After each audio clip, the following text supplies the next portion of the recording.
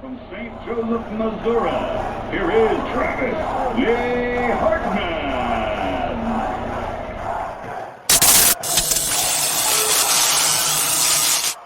That was like, I'm proud to be an American. Welcome to another episode of Weighing In with Travis Hartman. You know, we're like that podcast you take home to mom. The dad's not quite sure about us, but moms, they love us. We talk a little boxing, sports life, whatever else comes to mind. That over there is Travis Hartman. I'm Brandon Waters. Before we get started, we just ask that if you haven't already, please feel free. Actually, no, don't feel free. Just go do it. Give us a like on our Facebook page, YouTube, Spotify, everywhere we are. Follow us. We're good guys. Moms say we're good guys. Well, initially. Okay. Sorry.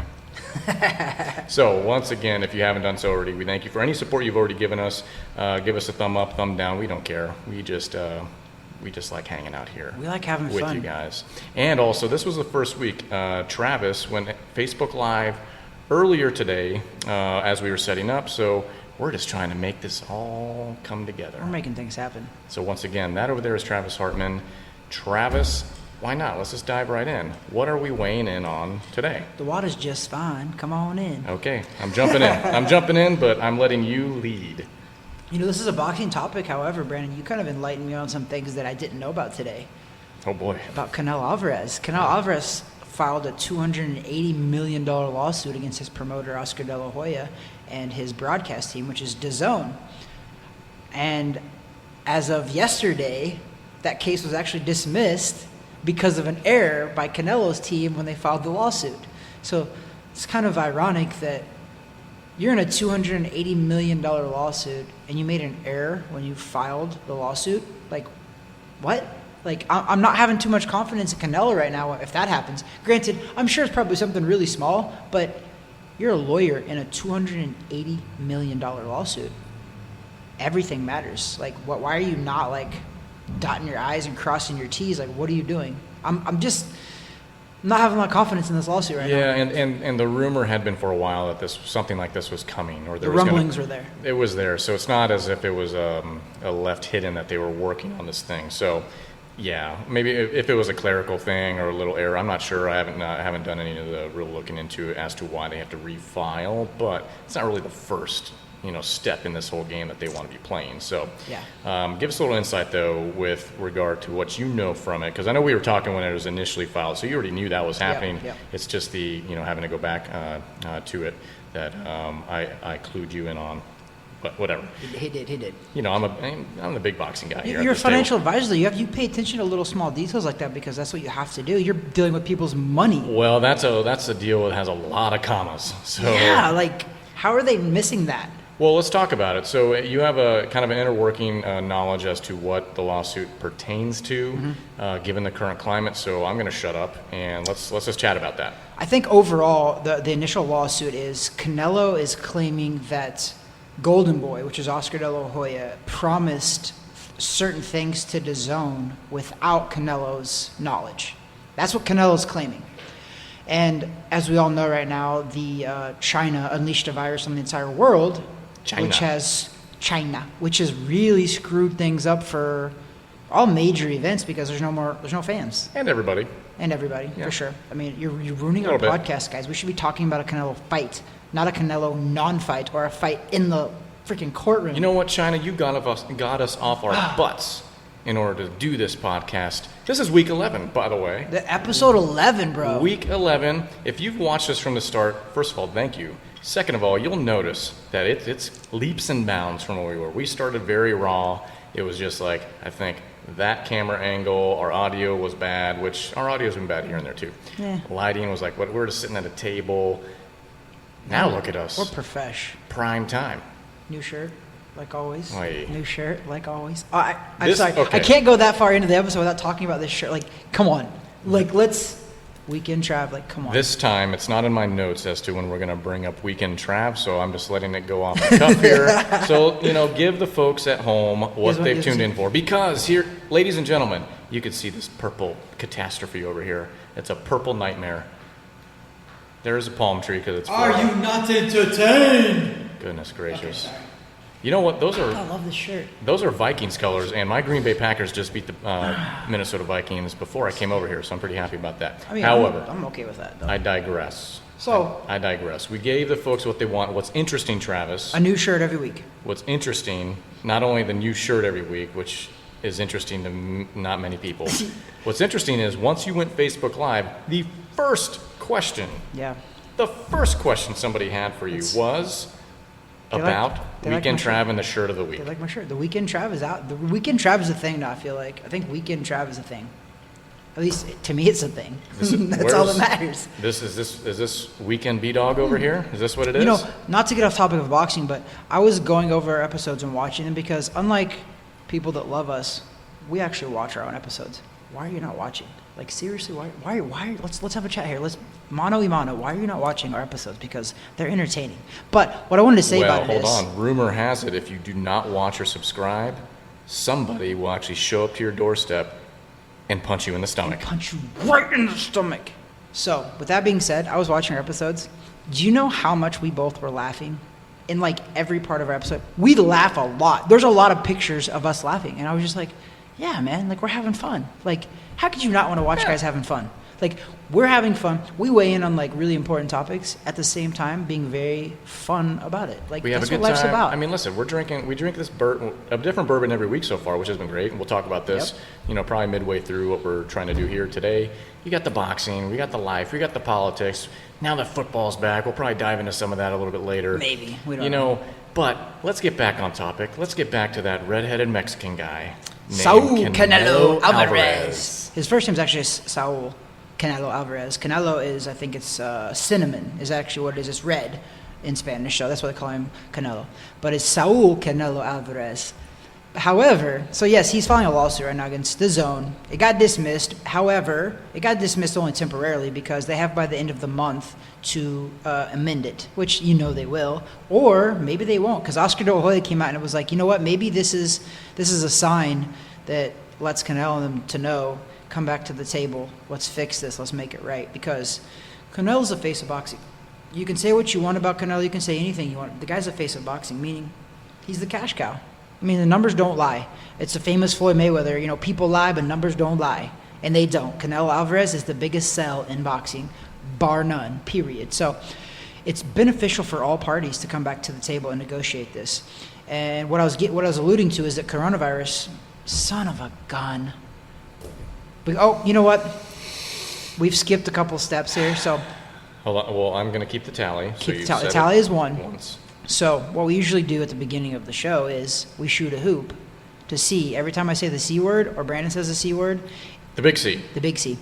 If we make the basketball hoop, we only do 5 push-ups each time. If we miss it, we do 10. However, the past 2 weeks in a row, what's happened? An incredible feat. It's almost a miracle. It's a miracle. I think 2020 has been a year of acts of God, okay?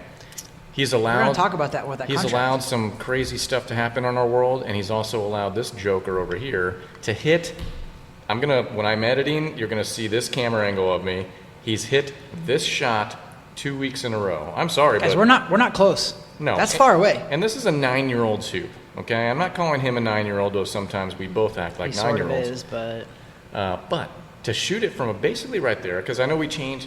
If you've been following us, we changed our angle a little bit. Just a little bit. Just changed things up. The gym is a little different. Travis did some updates to the TH boxing facility, and there's more to come. We're very excited about that here. Expansion is good. Expansion is good, and your clients are very happy with the direction things are headed, from what I hear. So, either way, we've changed the angle, but you're shooting from about the same spot.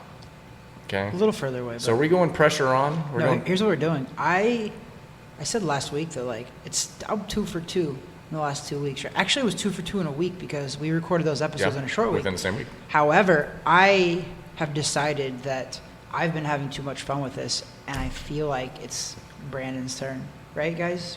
Right? Yeah. I know you're watching right now, and this is already gonna be recorded, but just say yes. Okay, perfect. They said yes. Okay. They said yes. Bro. I am passing the torch. This is gonna be ugly, and I might even go behind my back. Oh. If you go behind your back, this counts for like a month. If he makes this from behind the back, this is a month worth of only 5 push-ups. I love doing push-ups. I know. I feel like you want to miss this, but I So don't like if this. me missing it, it's actually kind of I do a little jumping jack inside my heart.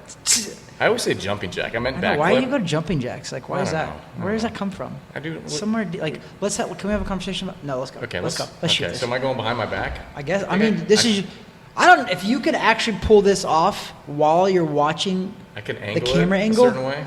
that's like too good. It's too good. I shoot right-handed though, so And- or left-handed, so this would be right-handed. It would Let's not be do very this. good. Let's do this. You want me to do it backwards? I don't care. Oh man.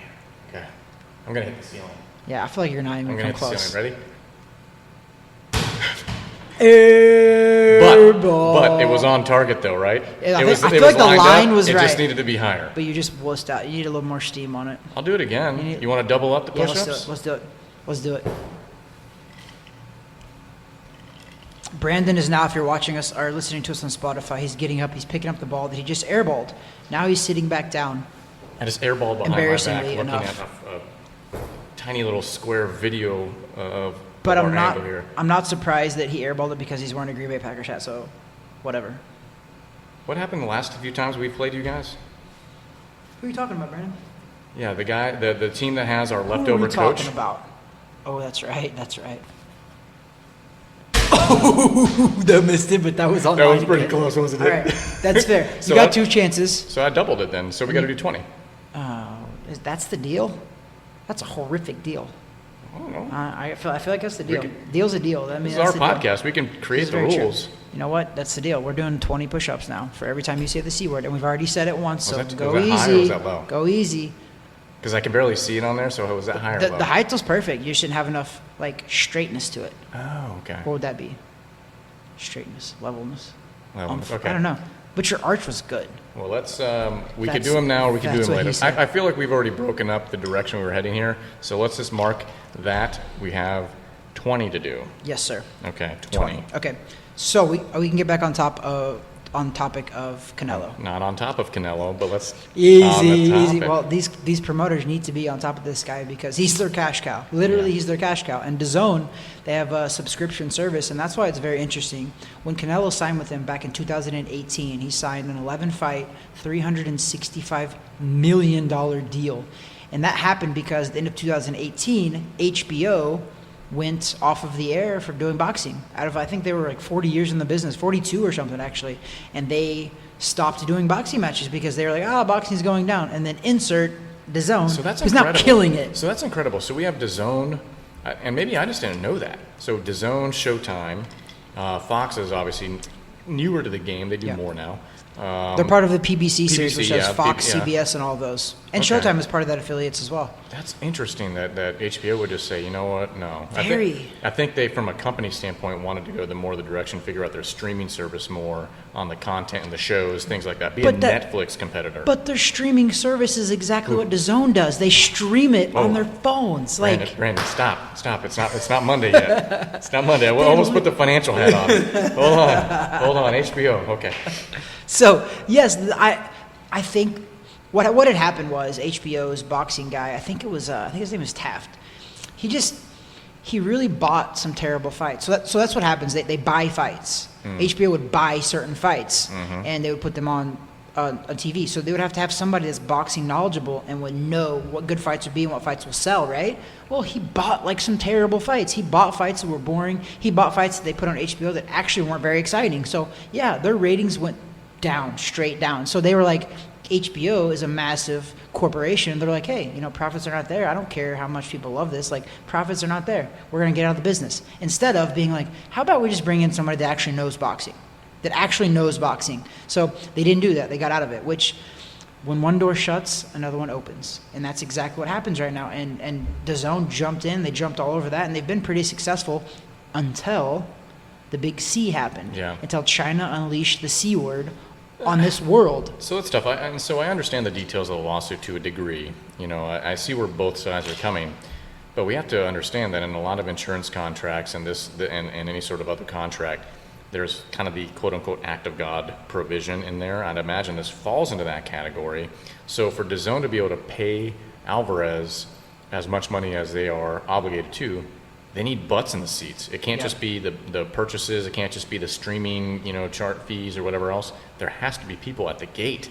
And that's a great point, Brandon, because DAZN is a subscription-based app, meaning they get all of their money from people watching from home anyway. So you would say the C word, would have an effect on the live gate, but not necessarily TV subscriptions, which is correct. However, Canelo's 2 fights with Triple G in Nevada, they netted over $22 million just from the live gate. Yeah. So that's how you can see DAZN is like, oh my gosh, how are we going to make up the extra $20 million that we're going to be missing out on right now? Yeah. So you're right. This is where being a lawyer or being in the field of lawsuits like this is very, very interesting, because both sides sort of have a point.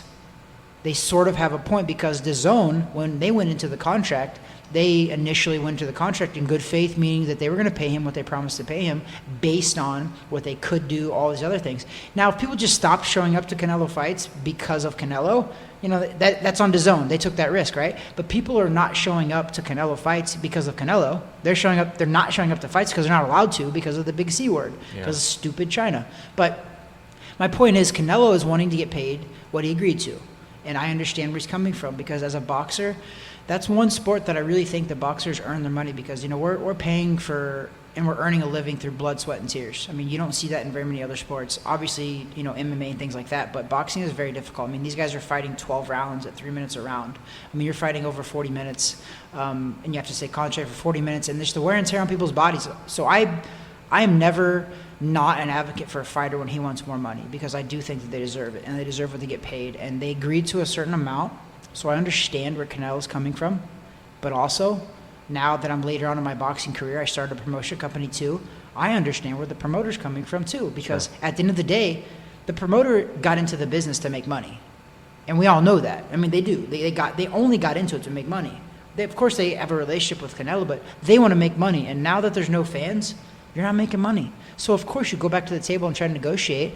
And Canelo's like, no, you guys agreed to pay me an amount that you have to pay me. And I understand where he's coming from. I do. And if they want him to take a tough fight for less money, I can see where they're coming from. Yeah. But I think the biggest deal is that Oscar De La Hoya was sort of speaking for Canelo, which is what a promoter does for the most part anyways. But I think De La Hoya forgot to check in with the Canelo team before he spoke for them with DAZN, because he actually didn't have that 100% right to speak on behalf of him. So Canelo was like, he was saying things and agreeing to things that we didn't agree to. So that's where there's a communication issue, and I think you see that a lot with Oscar De La Hoya, which is very funny because when Oscar got into the business, Oscar became a promoter because he said that promoters didn't know what it was like to be a fighter, and he was like, you know what, he's like, I want to come from the fighter standpoint. He's like, I want to start doing better for fighters, and I'm going to be a promoter now. He's like, I'm going to do good for fighters, I'm going to be there for fighters, blah, blah, blah, right?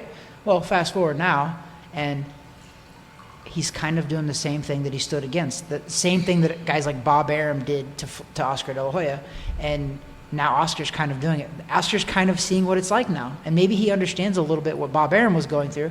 By the way, I'm not a huge fan of Bob Arum, but he's been promoting since Muhammad Ali. Bob Arum promoted Muhammad Ali, and he's still in the business. But De La Hoya can no longer just kind of put a smile on his face, get in front of a camera and say, oops. Yeah. It's not that way anymore for him. No. Later stages of the game for him, promoting-wise, age-wise, he's had a little bit of bad press with regard to drug use, things like that. Substance abuse, for sure, yep. I know Dana White with the UFC recently shone a light on that when it came to Oscar De La Hoya wanting to come back and then that's still up in the air, so who knows how that looks. He said he's coming back. He made the official announcement. He's training. He's coming back, and he's going to fight. Dana White's response to that was, cocaine's an expensive habit. Okay, however, that's funny. I do think that Oscar De La Hoya is doing okay money-wise, because most people don't realize that Oscar De La Hoya actually owns a soccer team. Yeah. He owns a bunch of other big-time corporations that have nothing to do with boxing, but he's a smart guy. Financially, he was a very smart guy. Sure. And it would take a whole bunch of cocaine to blow through that money, and he would be dead by the time he blew through that kind of money. However... Rick James once said, cocaine's a hell of a drug. This is PG-13, Brandon. Until we have a guest on, which we will soon. So yes, we got our extra mic, but to go back to Oscar De La Hoya, I'm gonna make a funny prediction that I think would be awesome if it actually happened. Are we going to start mixing in pro wrestling with boxing? No. Is it the lead up to Canelo?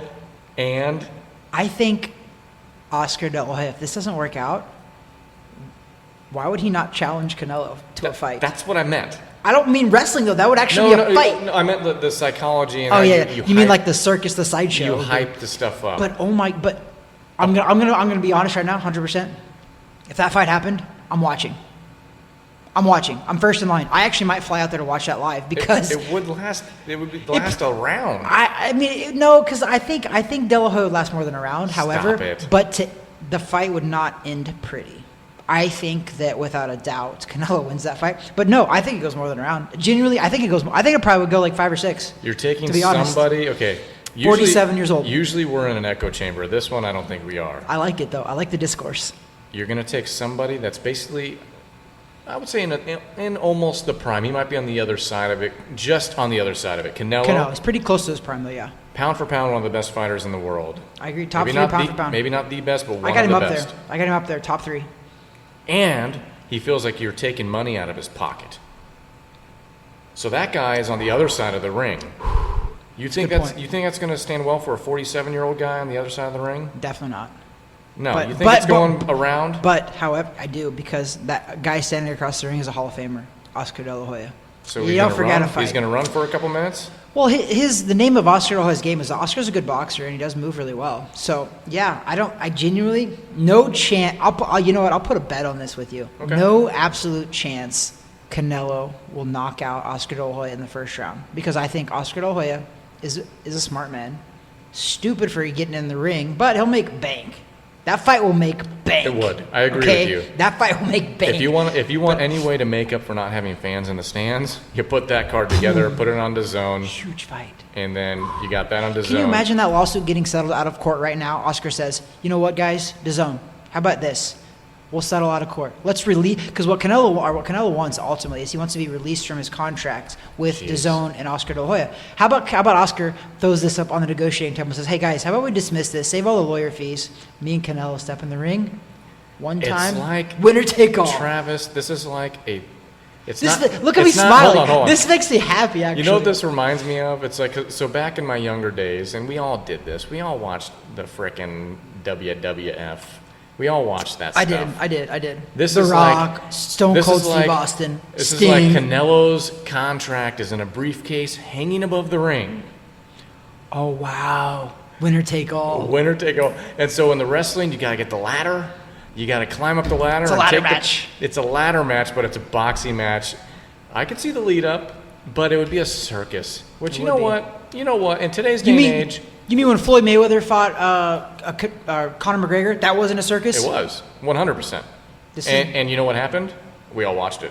And I actually would genuinely, I hated that fight when Mayweather fought Conor, because people actually, the only reason I hated that fight was because people legitimately tried, openly convinced me that Conor McGregor could win that fight. And I said, I think there's nothing's ever 100% in life, but I go, no chance, bro. But that's the promoting game. You know this. You know this. They got to promote on both sides. Oh, I get it. The promoters would say that, but I had legitimate, bona fide MMA guys trying to tell me, and they went to bat. And even I had some boxing guys telling me, they were like, on Facebook. I was like, dude, guys, listen, you're saying all this nonsense. You can have your opinion. It's just fine. It's nonsense. It is nonsense. I go, but listen, please remember this, and I'll leave this status up on Facebook. And when we come back to this, please give me my credit, because I'm telling you guys, your emotions are running wild. I make predictions on boxing based on facts, not emotions, because Ben Shapiro says this, and it makes me really happy. He says facts don't have feelings. Yeah. They don't, period. So you have to talk about things in a factually based environment. The comparison to that spectacle was this, is that you take, like, let's say a professional football player that they're athletes, and a lot of them play basketball, and they're really good. Like, they can go and work us on the court, whatever else. Maybe. I don't know. I'm pretty good. So you have guys like, anyways, they play these tournaments when they get older because they play ball. Yep. And they're athletes. You put them one-on-one against an NBA player, they're going to get smoked. It's different. They're going to get smoked. They're both professional athletes, but you're taking one guy that might have that in his arsenal, but it's not his discipline. Mm-hmm. and you put him against somebody, then that's his pure discipline. Yep. You're going to get frickin' worked. That was the thing, and that's why I I told can say everybody. frickin', right? You can. Okay. You're allowed to. I mean, it's our show. We can say whatever It's we want. PG-13. Frickin'. technically. My daughter says that, and we really are trying to get her to stop doing that. Because we know what it means. That's Oh, what my yeah. mom always told me. She was like, So- and I asked her if I could say that. She's like, I know what that means. You can't say that. So it's a funny story. Like, I can't remember like what she was like drawing something on, like she was like making fun of somebody that's like a C-rated celebrity and drawing on their face. Okay. And she wrote WTF on it. And Amber brought that up to me, and I'm like, okay, I guess I'm going to be the one that has to say something. So I asked Charlotte, my daughter, I'm like, where did you see WTF, and What what does do you that think mean? that means? She was like, what the frick? I'm like, huh, really? That's what you think it means? Okay. She's like, I saw somebody on YouTube, they like plaster like the bold letters on. I haven't figured out how to do that yet, folks. Speaking of YouTube, Weighing In with Travis Hartman is on YouTube. It is. And our tens of subscribers and watchers are increasing steadily each week. We're working up to the 15s. Percentage-wise, it looks great. So keep it up. Keep increasing. Thanks, Mom and Dad. We don't even we don't even have our whole entire family subscribed yet. But we'd have at least 50. Yeah. We don't even have that yet. You know what? What do they always do on the videos? You're like, hit the bell icon below, or do this or that, or hit the like button if you want me to punch Travis in the stomach. Nobody wants Hit the like button if you want me to punch Travis in the stomach next week. Jeez, hit the that's like button a if great- you want me to not come and punch you in the stomach on your front porch. Okay, Sorry. hold on, Sorry. I'm on to something. I know we always do tangents, we always Let's do deviate. it. Have we not deviated the entire time? But The whole time has been this. Sorry, Canelo, though I know you're watching. we got a lot out though. Anyways, $208 million lawsuit. like this video if you want me to punch Travis in the stomach. I'll do birthday style. On air. No, look. Okay, so look at you have to record look it? at the center camera angle. Do we have to That record pad it? right there. Oh yeah, right. Title boxing. I'll even allow you to wear that. Title boxing. Okay. I might even ask Adrian to come in for this. Oh gosh, man, he teed off on me last time too. So did you. It was very cold-blooded of you guys. Cold-blooded. You guys were cold-blooded. That's okay. And Adrian, by the way, he put Price Boxing South, North. Price Boxing North. Price boxing original. Original OGs. OG. Through the ringer on Original Saturday. It was a gangsters. very good workout. Yeah. You did a good job. You guys You are- should be happy with your pupil. You guys are welcome because I set that up. Yeah, it's great. And Brian Price. And Brian the Godfather. Price, which that might actually be He's our the first Godfather. guest. I don't know. I think it should be. Out of respect. I think straight respect, and of anybody that deserves it, it's the OG Brian Price. You know what we should do? I think what we should do, since we haven't had guests yet, we have to make a tradition. Every guest has Gets to punched get... in the stomach? Yes. Damn. That's like, you Sorry. know. Every, like, right? Like, come on. They can opt. They got two options. They can opt to wear the title boxing. There it is. There it title is. boxing pad Yep. around their waist. Yep. Or be a man and take a shot with just their stomach. And I think Brian Price Oh, I know what he would do. would take a shot to his stomach.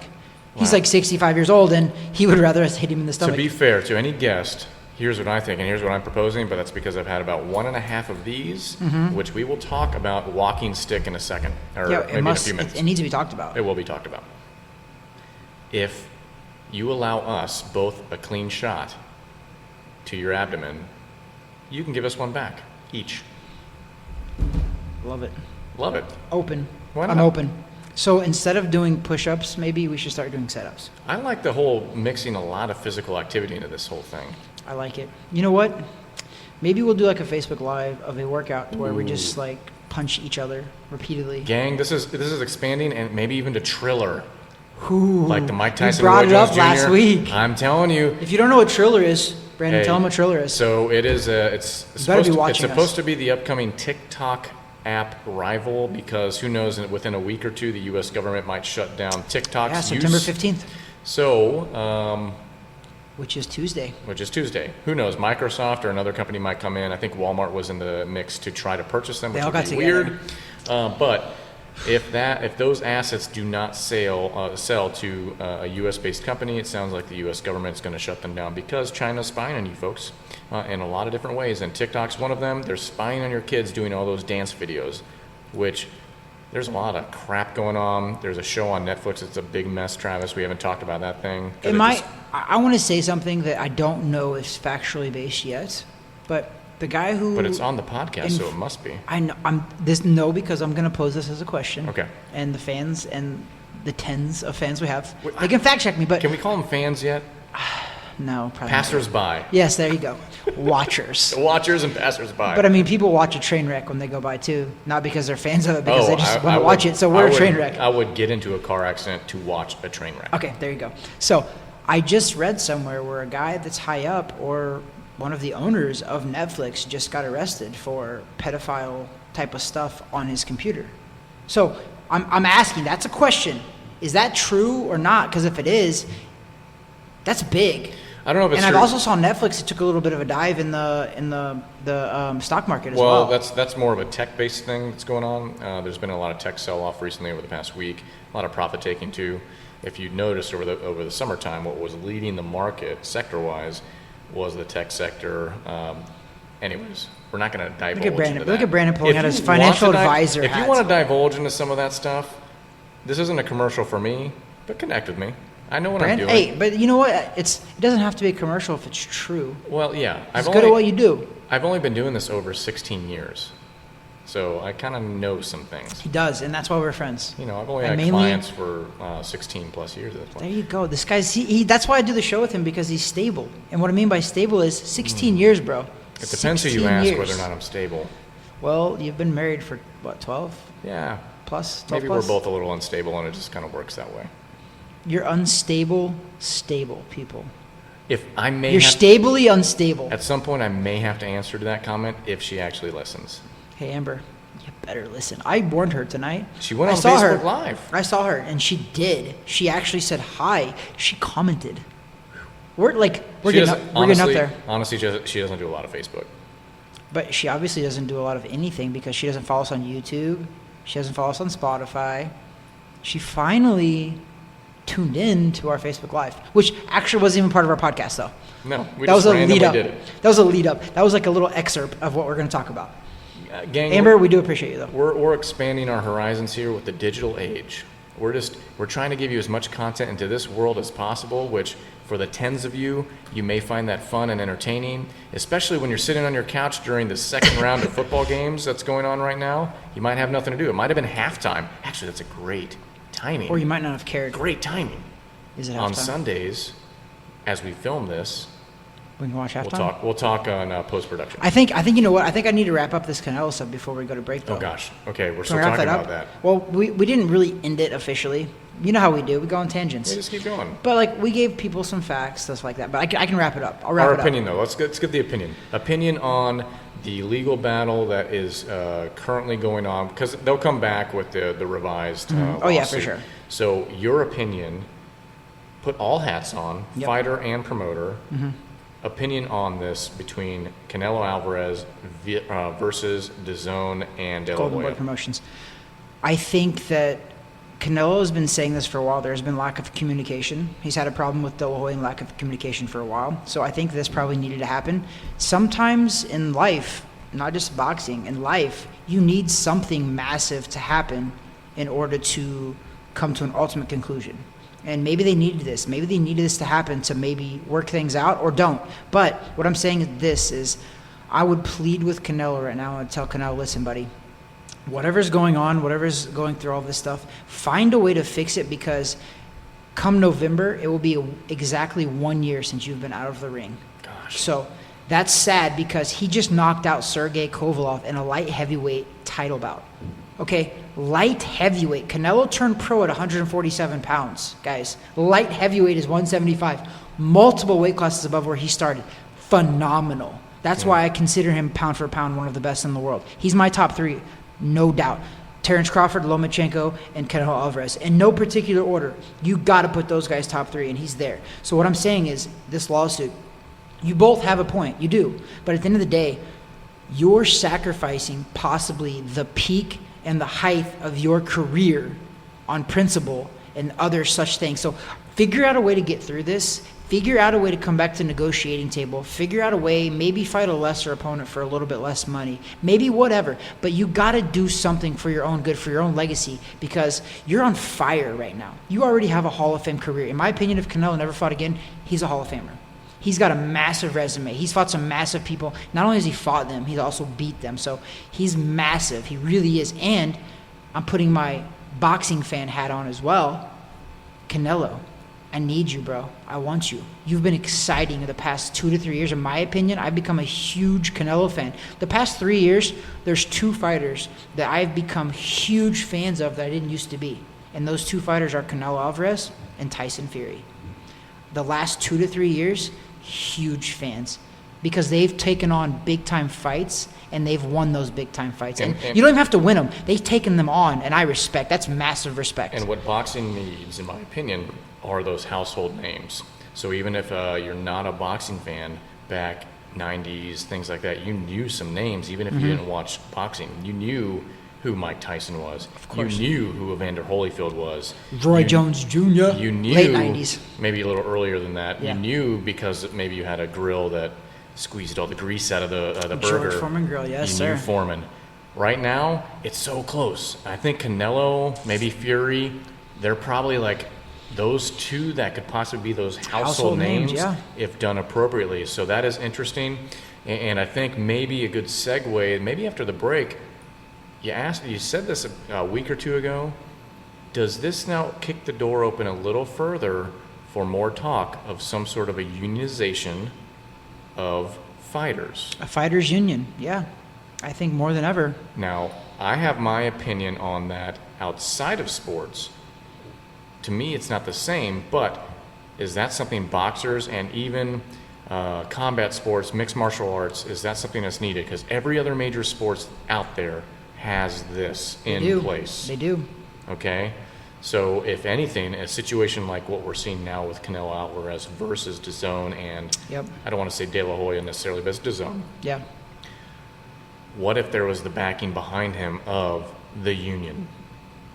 It would either speed things up faster or it would totally now it's a catch-22. Dismiss it completely. It's a catch-22 because then it starts the I think long. You know what? We're not talking about it right now. Is this what we're going to allude to when we come back? We're going to do that when Can we you come put that back. in your notes so when we come back, we don't forget about this, because we usually go off on these tangents and we forget to come back to them, Well, because we're you just know what? we're enjoying life. Because we're And weekend Trav shirt. you- I mean, weekend Trav shirt. Like, come on, Brendan. Weekend Trav shirt. Like, come on. No. Are there any other colors left? I mean, honestly. I'm gonna listen, fans. I'm gonna run out, fans, watchers, onlookers, walker-bys. I'm gonna run out of options. I need your help. Please help Trav. Please help Weekend Trav. If you want to send this guy an ugly shirt, do it, please. We're going to figure out a way to do that. Actually, you know what? That's a good idea. Oh, there we go. Gentlemen Oh, it's got to notes. be. Oh, look at this. It's got to be really important. Ugly shirt.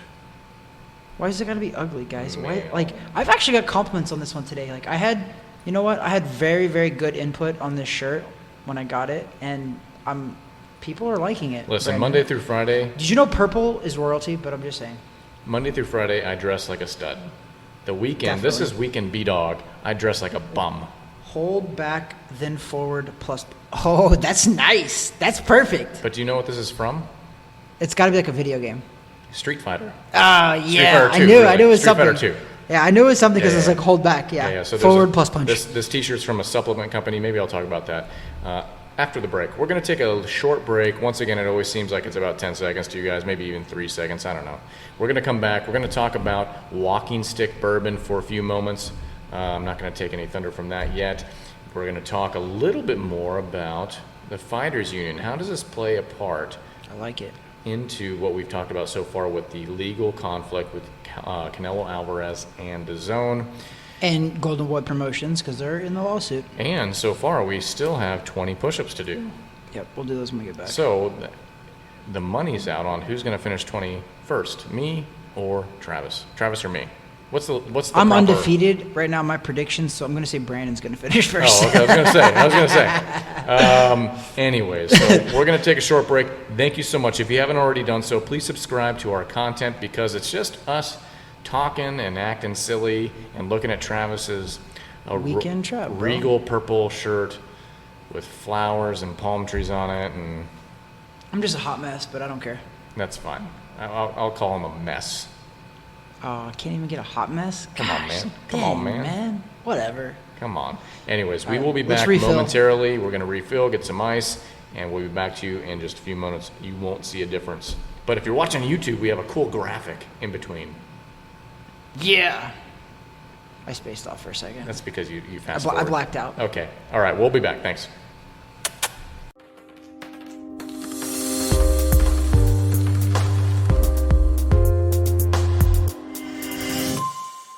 Three hours. Travis, all I know is that they better have those steaks ready by the time we're done here. And we are back. Okay, so we're back, and thank you for being patient with us over those 3 to 5 seconds of waiting. So before we get started again, I wanted to talk about what we are drinking today. We're drinking Walking Stick Kentucky Straight Bourbon Whiskey, single barrel. Now, obviously, as the name says, it's straight from Kentucky. And what I would say, and Travis and I, we talked about it when we went on break, it's good. It's kind of like, it's one of those, it's like, it's good enough. Yeah. I mean, like I said, it's not bad, but it's not something that would be my first choice, if that makes sense. There's nothing that's... But it's not bad. It doesn't, there's nothing unique. It's nothing that's going to, burn your face off or your throat out.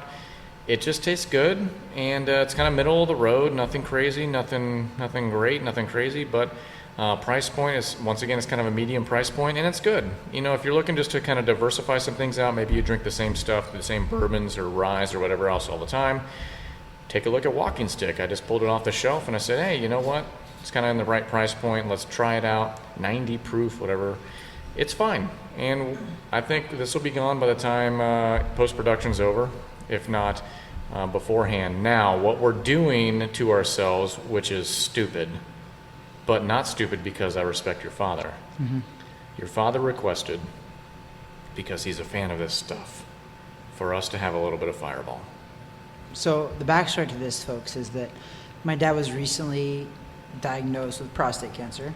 So all the men out here watching, get your PSA tests, because he had no symptoms at all, but he does these PSA tests, which is a blood test, and they found it in his blood test. So get your PSA test. They found it early, so God willing, he's gonna be okay. But my dad, ironically enough, he's 60 years old.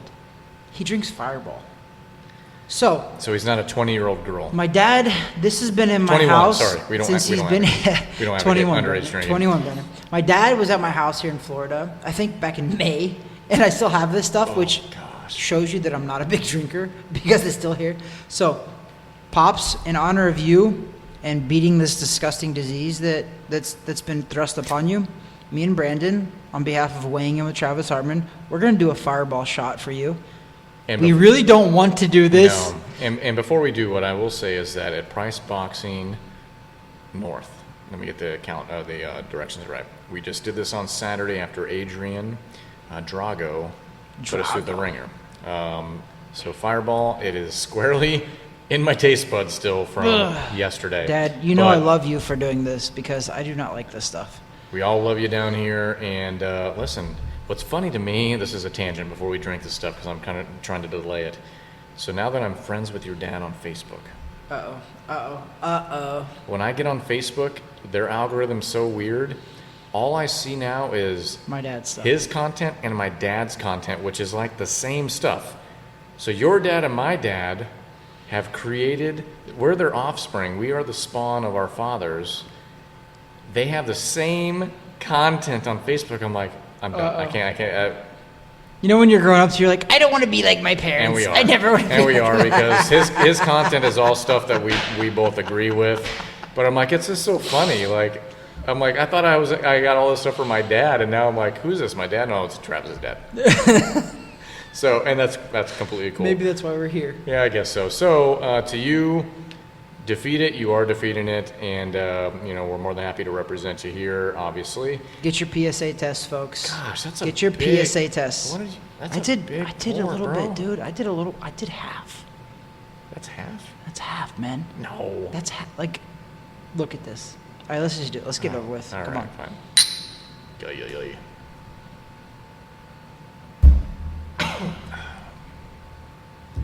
There you go.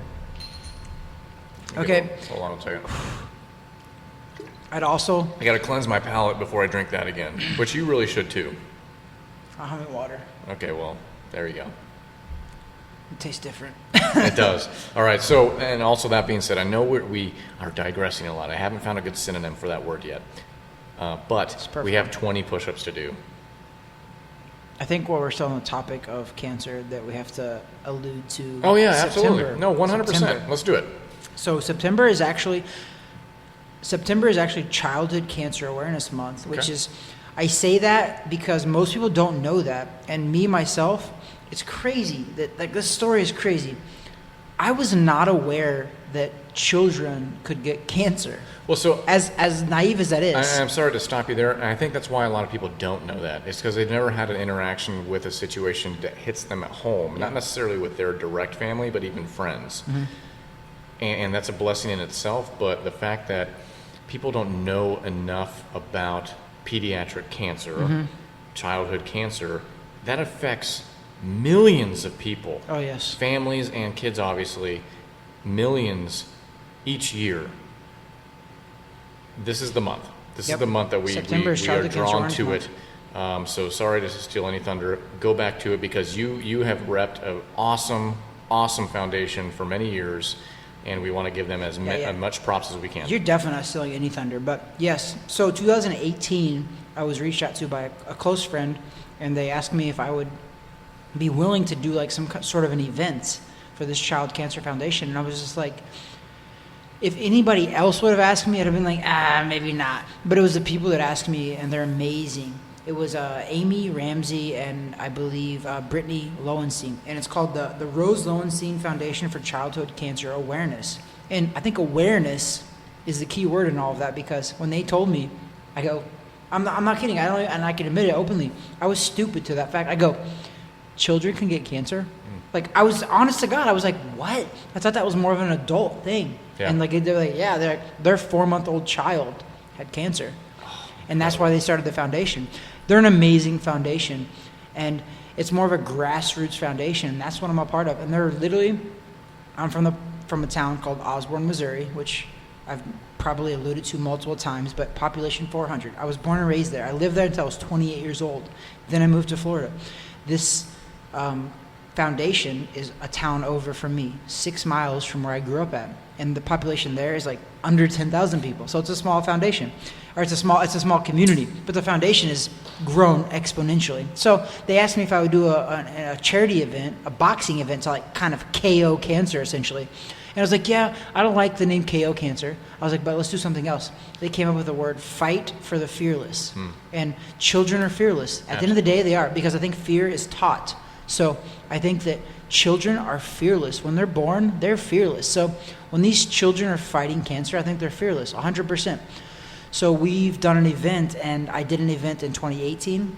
I did an event in 2019, and I was scheduled to do an event in 2020. However, as everybody knows, this crap got canceled because of the big C word from China. However, so it's a great foundation. Last year we raised over $10,000, and we donate 100% of the proceeds. And when I say $10,000, most people are like, oh, that's pretty good, right? I do this event where I'm from, Osborne, Missouri. The population is 400 people, and we can raise that much money in like a couple hours with a bunch of my friends, professional boxing friends, amateur boxing friends, and we raise that kind of money. Free will donation. Yeah. It's free will donation, and these people literally donate this much money, and like it brings chills when I think about it. And this would have been my 3rd year doing it, and unfortunately I couldn't do it. I live in Florida. Traveling to Missouri and putting on an event is almost impossible right now. So Travis, let's do this, and we're thinking on the fly, so this is not pre-scripted. This is just us talking, and we talked a little bit on break about this, how we wanted to approach it, how we wanted to talk about this foundation in particular. I know you've done this for the past little bit, supporting it, having that event up there. We were talking about trying to do something down here. Obviously, the big C screwed Absolutely. that up. What do you have on there on your phone? What's their website?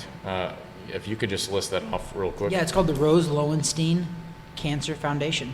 Or it's called the Rose Lowenstein Foundation.com. Do they have a website there on They the have, info? their Facebook page is the Rose Lowenstein Foundation for Childhood Cancer Awareness. All right. And it's a non-profit organization.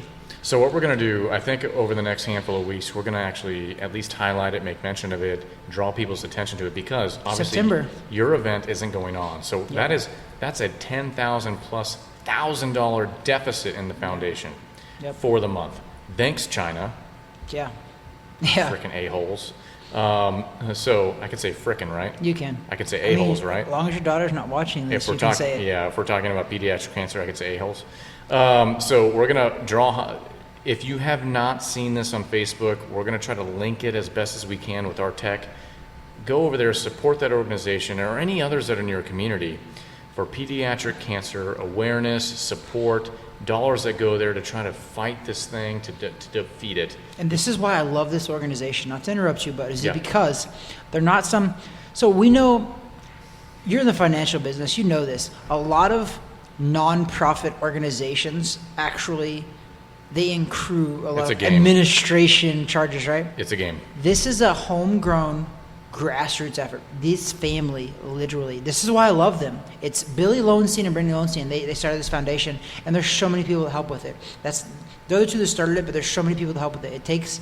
It's a village, literally a village to do this. But they did this, and the fact that it's a homegrown organization. When we donate this money, we donate 100% of the proceeds, like literally. And that's why I love them, because I trust that when we raise this money, it's going straight to these families. They do, I say we, I'm going to give them credit. They do a direct check directly to this family. We did this one family 2 years ago, my very first year. It was a family, ironically enough, it happened to be in the small town that I was from. And we literally, like when we first did this, we were like, we're doing this, like Travis, we're going to do this. I was like, Osborne, I'm from Osborne. I was like, I want to do an Osborne. And they were like, what? And I lived in Florida at the time. They're like, what? And I was like, yeah, I want to do it in Osborne. Let's do it. We did it in Osborne. We had zero expectations, right? Yeah. We ended up doing a direct grant to this family. We walked a check to their house literally the next day, because we didn't know how much we were going to get. $5,000 check directly, awesome. And this family they were grateful. That is so awesome. Which is amazing. We walked this check because it's a small town, 400 people. You can walk anywhere, right? Where we did the events, we did it in the city park of Osborne. They live 2 blocks from the city park. We walked over to their house with a check for $5,000 in this family. They were so grateful, and so was I. Like I was just like, this is so cool that we gave them the check, but we didn't make that money. Like the people that came from Osborne, like they gave us that money to give to them as well. But like it was just really, I don't know, a $5,000 check to me this day, $5,000 is a lot of money, even though it probably didn't even really scratch the surface of what cancer therapies cost. But still, I know they appreciated it, because they had to drive to Kansas City like every day. But in today's day and age, especially what our whole communities have gone through over the past 7 months now, I think it's about 7 months, 6, 7 months, with regard to the Big C, we lose sight of these issues. We lose sight of the pediatric cancers, the breast cancer awareness, which that's coming up next month, obviously. We lose sight because we're inundated with so many other things and riots and all this other garbage that we lose sight of the stuff that is ever present every day. Every day. If I am those parents, because I'm a parent, I have 2 kids. You have 2 child. And one of our fears, and I hate to live in fear, but you think about this as a parent with children, is thinking about things that possibly could go wrong, or them being afflicted with something like this, which is just incredible to think about. Kids dealing with such a problem that you think is more tied to adults, whatever else. But for a community to come together, it could have been $100, but the community involved and supporting that family. If anything, yes, the financial part is great, but to have that support and the arms around them going forward is massive. And that's one situation. There are so many more going on in our state, in our country, up there in Missouri, wherever it is. You know what's... Go ahead. I'm just kind of rambling on with this. It is so important for us to get off our butts and actually support something other than ourselves. That matters. Or not focus, as we do on this podcast a lot. We focus and we kind of complain a little bit. I get that. We complain about stuff going on in sports media, whatever else. This is real life stuff. Yeah. This is stuff that doesn't go away. Yep. Big this C is not political. No. This is cancer's not political. It shouldn't be. Politics, big C, whatever else. This stuff is real, and it's there and affecting real families and real kids. If you can support this organization or others, I'm just tapping my mic. That's right. Dude, I'm telling you, they're amazing because they. Yeah. So what happens is they do a bunch of events during the year as well. This cancer organization, the Rose Lowenstein Cancer Foundation, they do a lot of. We're gonna feed it into the information section when we post these things on YouTube, on Spotify. I'll try to put that in the section where we can put the info in. We're gonna reference this organization particularly, but if it's not this, then others. Please support it. You know what's really cool about this too is that that's why I love where I came from, because there's been a lot of big companies that come out of close by where I grew up. Is Title Boxing. So Title Boxing, their base is an hour away from where I grew up, right? Title Boxing, Doug Ward gets so much credit for this too, because Doug Ward reached out to me a couple of years ago as well, and he goes, Travis, he's like, what's that organization that you do that charity event for? Title Boxing, always. They donate all of the boxing equipment. So I did the event. I needed boxing gloves. They donated boxing gloves. I needed headgears. They donated headgears. I had a ring. They donated all of the stuff for the ring to be on the ring, like Title Boxing stuff, right? He didn't care about the promotion stuff. He's like, Travis, whatever you need, I'll give it to you. He's like, you don't have to post about it at all. But you know what? He's a good guy. But also, he reached out to me too, and he was like, listen, we have a page on our Title Boxing website. He goes, I want to put your organization there as well. And granted, this is not my organization at all. This is an organization that I believe in, but I have no part in it other than I do this event for them. I don't work for them. I don't do anything. I believe in them so much that I do this. But it's the Rose Lowenstein Cancer Foundation, and he put them on their website as well. And Title Boxing, if you know anything about them, they're they're the #1 boxing distributor in the United States. Okay? And Doug Ward was like, I'll put him on my website, no problem. And he put him on there. And I love that. It does. I tell everybody, teamwork makes the dream work. And it's true. It really does. It doesn't take one person. It's a whole group of people. And when they all come together, you can accomplish so much stuff. And that's why I love this foundation, because they're a grassroots foundation. And because of the coronavirus, yep, that's another one. I have to say it for this, but they do multiple events during the year, right? I'm their second most profitable one, right? Their first most profitable one is they put on their own event. They do a concert, and they raise a ton of money. I think last year, please, they can correct me if they want, but it was over $50,000 that they raised, Brandon. I raised $10,000. They raised over $50,000, right? They had to cancel it this year because of the big C word. So, yes, right now they're hurting. And when they're hurting, that means that the people around them, these families that are battling childhood cancer, what are they doing? So it's not only the families hurting, but it's the kids that are already battling the disease that they're struggling with, they're hurting. So, if anything, if you're still listening to us, if you're watching us and you're like, why aren't you guys talking about boxing? No, that's because we went off on a tangent. That's why you like us. This tangent is actually something that should get you up off of your butt.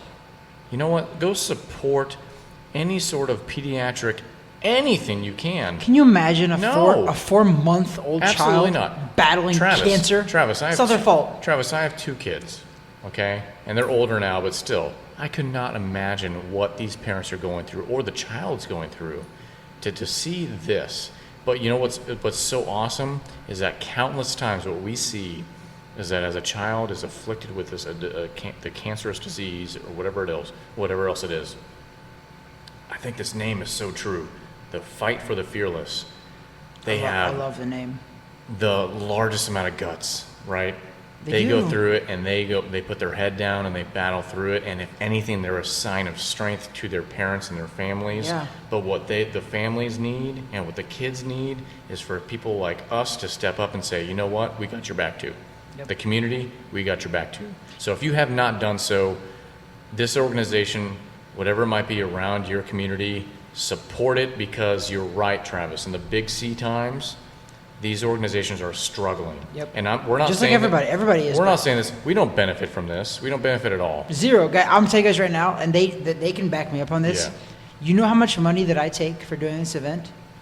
$0. And they can back this up because they are a non-profit organization. We take $0 for this. That's how amazing they are. So when they do this event, I trust them that much that I know that the money we raise for this event, that they're going to directly impact families. And they directly impact. There's no administration charges.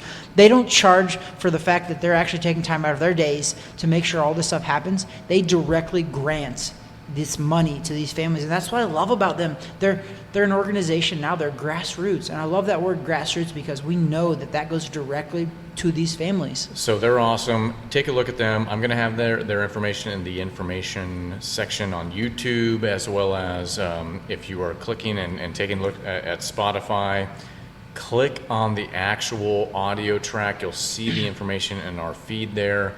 I just want to make sure they get some love, or whatever pediatric organizations around you get some love, because that's what we're all about here.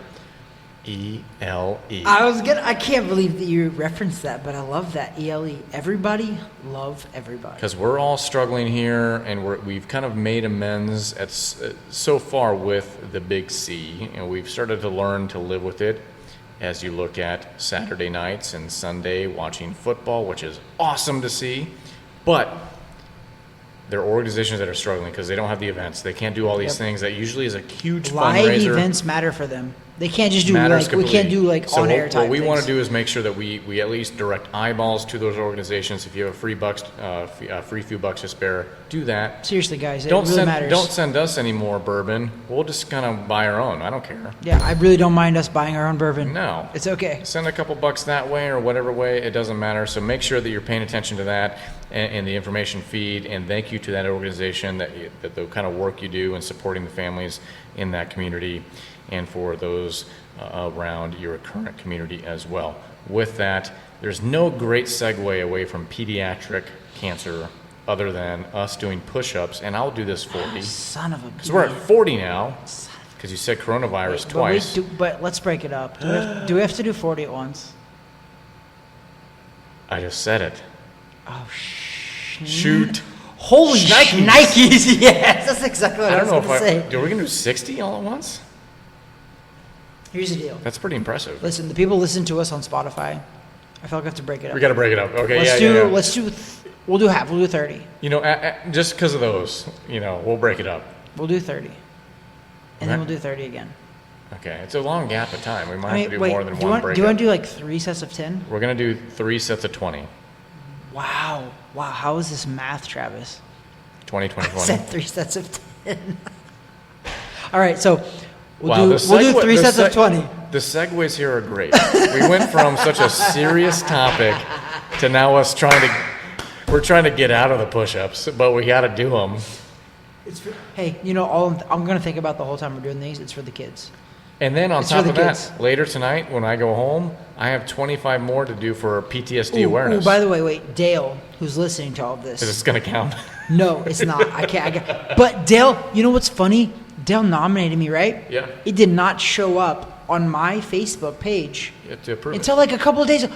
But I usually get a notification because you can't just tag me and stuff. Facebook's a weird science. It's so weird. It didn't show up on my thing. And I was like, is Dale going to ever approve me? That's why we have only tens of followers. So Dale, if you're listening, it wasn't that I didn't I accept your challenge. Oh, he's listening. I do, Dale. And I know you're listening because I love you, Dale. Dale's also part of Price Boxing because Dale's amazing. Dale, I love you. And I heard you. I see your thing now. I will accept it openly.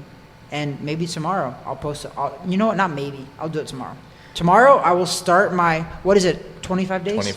25 days of 25 push-ups. I will start that tomorrow, Dale, and I will tag you in it, and then I will nominate other people as well. But Dale, thank you for the nomination, and I want you to know that you tagged me it's probably been over a week ago. I didn't see it. Genuinely, Facebook, they lied to me. They lied to me and didn't show me. We're shadow banned, bro. Yeah, I think we are. But shadow banned. We're unshadow banned because we got quite a bit of views in our Facebook upcoming Live. to this. Facebook Live worked. So we do that off of sorry for those that aren't connected personally to Travis Hartman, but you know what? And I can't accept you, but you He can has keep a follow max. us. He has a max. So he does that off of his personal page. My personal page would only have I don't have a big following. Weighing in with Travis Hartman, though, like our page. That could always be beefed. Sorry, Let's do we're it. digressing. Let's do 20. it. 20? 20? Okay, 20. 20. Over here? It's more than the 10 we're normally used to. 20. I'm like elevated here.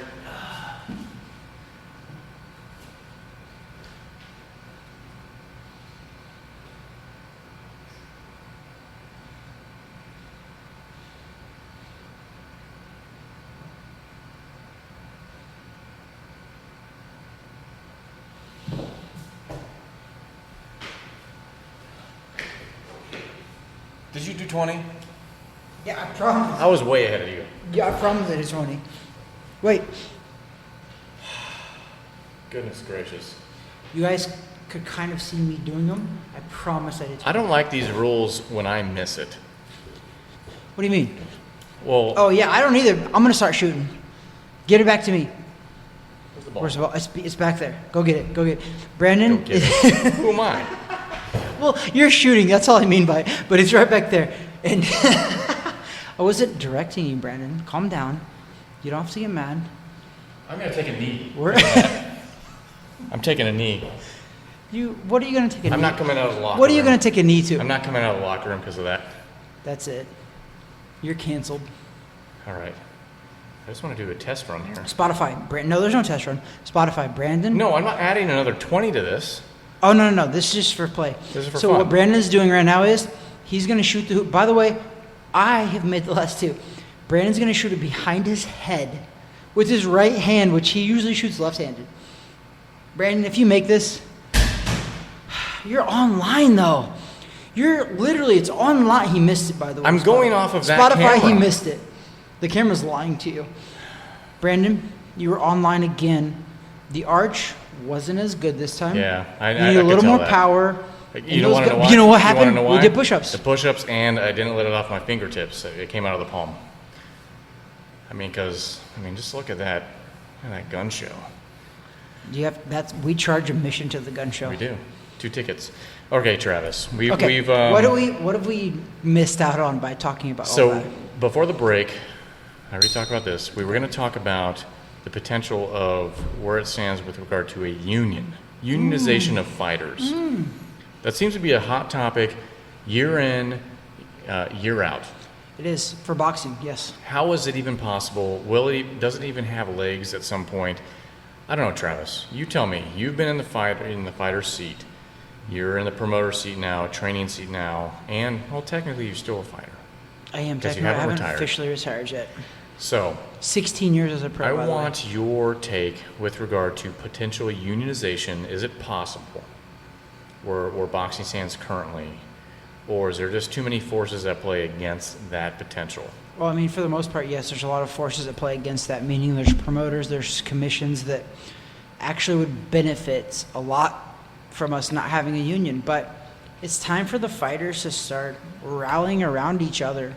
And listen, a union doesn't necessarily mean that you're against boxing or boxing commissions. Come on, it means that we want a fair shake. And I don't think what most people notice is that boxers, we don't have health care, Brandon.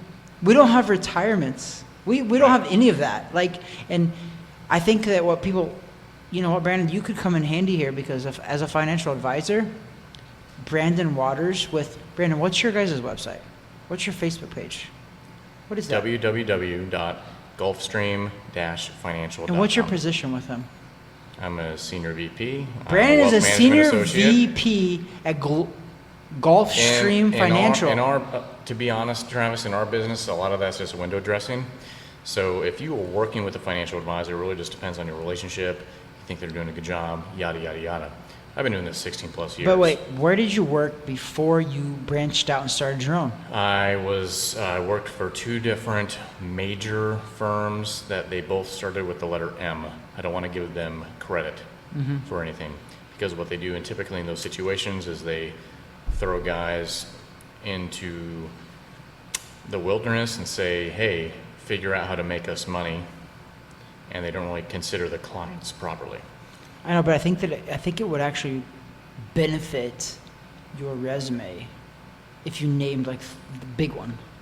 Which no? one? Would it like the last one that you worked for? The last one was 2 different names, and one was M, and the second one was S. I just never want somebody to come back and have a legal issue with me because I blasted them for any purpose. Okay, well, I feel like I could name them from my point of view to tell everybody because I think. Do you have a relative named Morgan anywhere? No, but I do have a relative named Stanley. Okay. Do you any relative of yours ever Merrill? Yes, because one time when I lived back in Missouri, I had a friend named Lynch. Oh, okay. So those names seem familiar for 2 firms. But we don't have to talk about that. We don't talk about that. But I did have somebody named Stanley Lynch. What I learned in my business is that I could service my clientele appropriately and more efficiently and much more cost effective for them doing this in the independent world, and it's been awesome. So the reason that I bring that up is because I love boxing. If anybody knows me, I've done a radio show for 11 years before all of this for boxing as well. We started this podcast, and Brandon knows that I'm a huge boxing guy, and I love fighters because that's what I am. And you know what? At the end of the day, we're all fighters. We are. We're all fighting to get by in this world. We really are, though.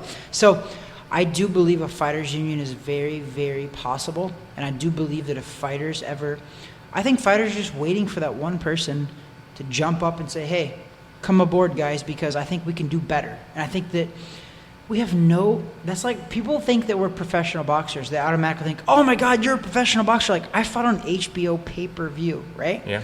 Like, I have no health care. I have no benefits. I have no retirement. Whatever we get paid that night, that's what we get paid. End of story. Not including who you have to pay out. Exactly. Not including who have to pay coaches, managers, promoters, whatever. So I think that boxers, if you're listening to this, you should know that a fighters union would benefit us all. And at the end of the day, I think it would benefit promoters too, because now you actually have something to benefit your fighters. You make, listen, if you fight for me, you're part of this. If you do this, you're part of this. You're allowed to benefit your fighters. And because at the end of the day, that's why I love it. Like Oscar De La Hoya, he became a promoter because he was just like, oh, all this stuff wrong with boxing was because of promoters. They don't understand it from the fighter's standpoint, right? Well, Oscar became a promoter, and what did he do? He became a promoter. Yeah. At the end of the day, he became a promoter. And what I say about that is, I'm not trying to be negative, but he became a promoter. And his bottom line was making money. Was his bottom line. Yeah. Exactly. So I spoke with a lot of guys. Like, I have a guy, he's 57 years old. He's one of my clients. He runs a major car dealership. Like, guys big time, like 70 car dealerships across the they have a dealership in China, so China.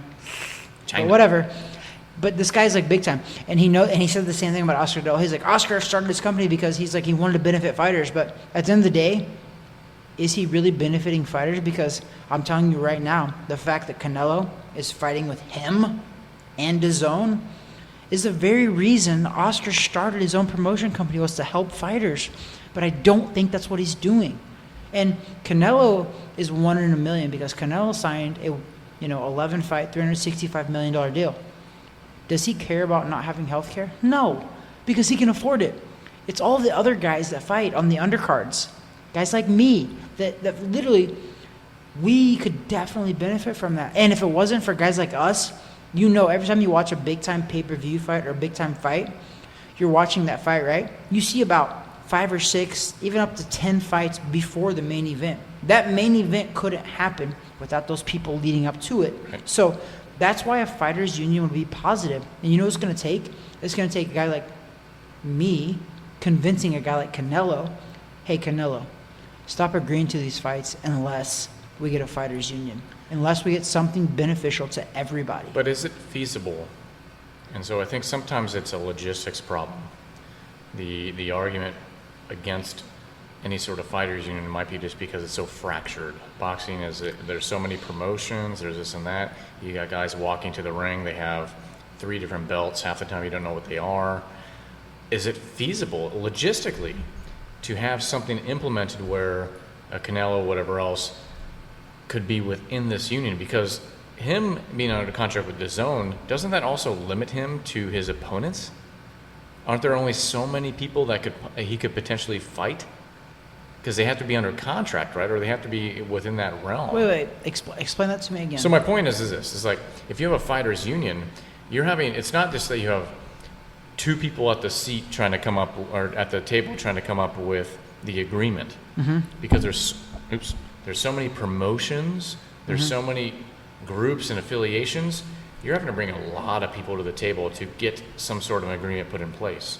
So it's so fractured. When you look at a sport like NBA, NFL, whatever it is, it's players versus that league because there's no other competition, right? So let's take football, for instance. What's the competition to the NFL? I mean, but the competition is the players, because the players no, have a leg to stand from on. a league standpoint. Yeah, there's not a lot of competition, but like I don't feel like that is a setback, though. That's also something that I just think it has another element to how many parties come to the table, so it's harder to get something put together. Well, that's why you have to get a major guy. Like if you got a guy like Canelo that says, "Hey, Sure. I will not fight unless the players' union is part of this." But do you think he's ever going to be the kind of person that comes to the table and says, "Hey, you know what?" And it might not be in an official union, but he might say, "Hey, anytime I fight, everyone on the card needs this, and this." Yeah, it's going to take a big time guy, and that's how it always starts, though, because I think it has to start on a smaller scale like that. it does. Rather than the full thing. It does, for sure. And it's going to have to come from a big time guy. And you know who I think is somebody that actually could do that? It's not Canelo. It is Canelo too, but it's a guy like Floyd Mayweather. And you know, I have those contacts that, like, I think at the end of the day, that's something that a guy like me or anybody else, I don't have to start it, but I have to start the conversation. And that's what I think, that's the problem. We don't have the conversation enough with fighters, because I'm going to be honest. Think about it. Boxers, are they the most educated and the most smart and intelligent people in the world? Wait, we are, but do we project that? No, okay, so yeah, because I don't want to take away from guys that are versus the guys that aren't, but I think a lot of times guys are given bad advice, or they have wrong people around them. Yep. But to this whole discussion, I think that's why you see guys like Floyd Mayweather put together his own crew, put together his own promotion, because then they can act as a pack. And you know what? Like, this is where I'm going to bring you in here, because this is really smart. A guy like Floyd Mayweather, people are always constantly like, oh, he's going to go broke, and that's the only reason he fought Conor McGregor, blah, blah, blah, right? Not true. You know why I believe, and listen, this is just my belief and my opinion, but you know why I believe Floyd Mayweather, it's going to be very, very hard for him to go broke, is because he's got a guy that he's been great friends with and business partners with. I believe he's a Harvard grad. He's a financial advisor person. He takes care of Floyd's money. Yeah. So a guy like Floyd Mayweather is a guy that could, if he wanted to, at the core, knows why he's still where he's at, because Floyd Mayweather spends money like water. But that's good for him. But that's not good for the guy that's on the undercard. No, but with that advice, the same advice and the same path that Floyd has taken, he brought a guy on board like that. So with a guy like that is also educating other fighters, the undercard fighters, because at one time, Floyd was an undercard fighter. Sure. Floyd didn't always do main events. But Travis, when you look at the typical card like that, and let's even say it's on a pay-per-view, the guy that there's no one in the stands in typical situation, no one in the stands that's watching this fight. First fight of the night. How much is the winner taking? Well, that's what people don't understand either, is that boxing is not based on the winner and the loser. We sign a contract. We're guaranteed. But if you win, your next fight's more. But what's the average, like, for those two guys in the ring, or gals? Oh gosh, like if you go to a pay-per-view fight, so most fights are published on how much money you make. Yeah. Because most of it's public, because commissions are sanctioned by the states. And I don't care meaning about sponsors. That's money. I'm just saying specifically non-sponsored from the promoter. fights, you're looking at, like, you could $4,000. Exactly. And you're fighting on a HBO pay-per-view fight. You're telling me in that same card, the guy that's making millions, are they even going to give the time of day to the guy making $4,000? I mean, I don't think so, unless you appeal to them in the same fact that Floyd Mayweather at one time, I think Floyd Mayweather made $7,500 for his pro debut. Yeah. Okay? $7,500. I think if you appeal to their sense of like, dude, Floyd, at one time you were not making a ton of money either. Like, help these guys coming up. And I think that that's where it starts. It doesn't start at the commission level. It starts at the level of a guy like Floyd who started making, let's just put this into perspective as a financial advisor. He started his boxing career making $7,500, Brandon. Mm-hmm. Do you know what he made to fight Conor McGregor?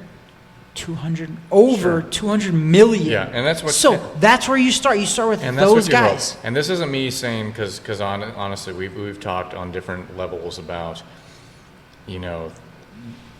how you disperse wealth, things like that. We haven't talked specifically about that, so I understand that we're starting to dive into a little more political issue there. But for those lower, I don't want to call them lower level, but they're up and coming fighters. Financially lower level, yes. Financially lower level where the promoter's like, hey man, I'm going to fly you out. I'm going to fly your team out. Mm-hmm. And you're going to get $4,000. But but all those other costs, so the whole package, because that's what they do. It's more than $4,000, obviously, because they're paying, But your check before they walk away. Before they take their little cut, they're like, hey, it's going to be $4,000. That doesn't include all the travel expenses and you coming out to wherever it is. So that's why my problem with boxing and MMA and all these other sports is that, and why the unionization might have a problem and where it would be tough to create something that's unified, is because boxing and combat sports itself isn't unified. At all. Because to my example, these guys walk out from the locker room and their entourage is holding 3 belts. What does that mean? It's not unified. There's no, and I don't know, and that's probably good actually in the grand scheme of things. Do you want just one sole champ of this or that? Probably not. You want some exposure beyond that. So I think, I don't know, Travis. I don't know what the answer is to this. I do wish that some of these fighters, because we've been friends, you and me, for a while. We've had friends in this game. You've had them your whole life. But we have UFC friends. We have UFC friends. All these guys. All sports. They suffer. They struggle. These up and comers. Yep. I don't even know how they have the wherewithal and fortitude to continue in the game because they are getting crapped on. You know what though? But what most people don't realize in this world is that I do believe a little bit of sacrifice is good. It makes you who you are. Correct. So I don't want to take that factor out because Floyd Mayweather is who he is because he made $7,500 and he worked his butt off. I wanted to say the A word, but he worked his butt off. But Travis, let these cats eat. Yeah. You know what I mean? They deserve to eat. Hey. And they do. Yes. It's year 2020. If you're getting $4,000 for a fight on pay-per-view, HBO, and you got to pay your camp how much of that? I mean, it just varies for sure. Some guys eating? are not. Yeah. How are you paying your insurance? How are you paying your car insurance? Listen, as a financial advisor, you are. When you take those type of fights, you take it as an investment for future in yourself ones, in the future, which is okay. Yes. I'm not trying to drive up the purse.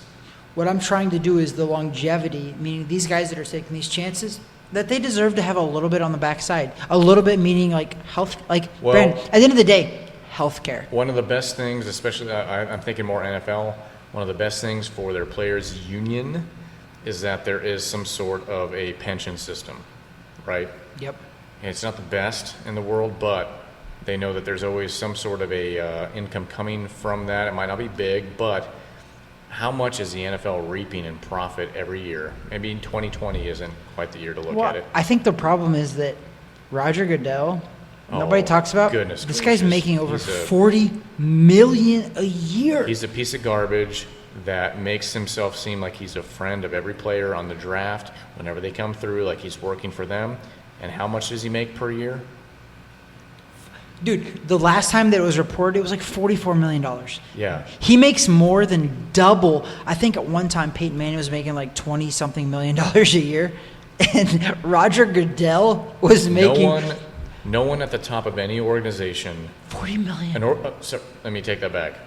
No one at the top of an organization that makes so much off of the backs of their employees... Mm-hmm. should be reaping that much benefit. I get it, because there's a lot that goes into it. Yes, and that's I'm not stating that in the NFL. Roger Goodell does a lot, and Correct. a lot of onus is on him He deserves to make a lot of money. I get it. He's gotten to that point for a reason. Yep. He does a lot of work and whatever else. So I'm not saying, hey, Roger, you should be making money like you would manage a But Publix when it's too grocery much, man, store. $40 million. That's insane. Bro. That's insane. Brandon, When some guys $40 million. are getting in, they make the NFL, they make it into the NFL, and then all of a sudden,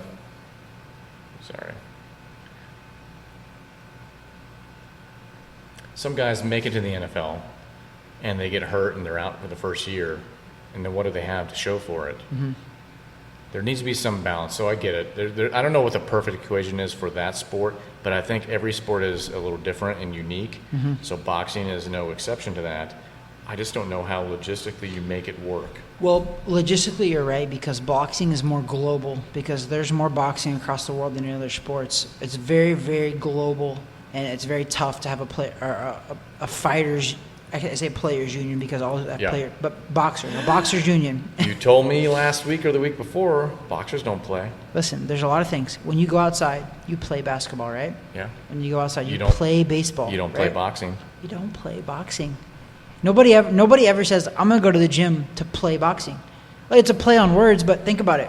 You don't go play boxing, because at the end of the day, if you're playing boxing, you're getting hurt.